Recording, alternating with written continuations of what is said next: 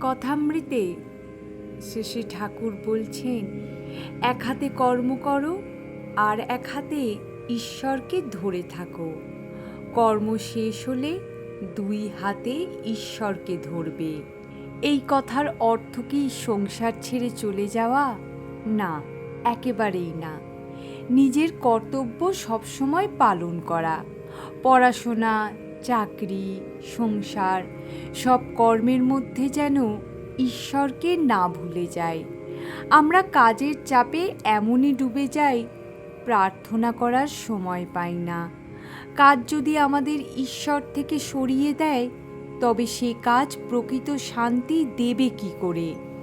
তাই ঠাকুর বলছেন, এক হাতে কর্ম আর এক হাতে ঈশ্বর।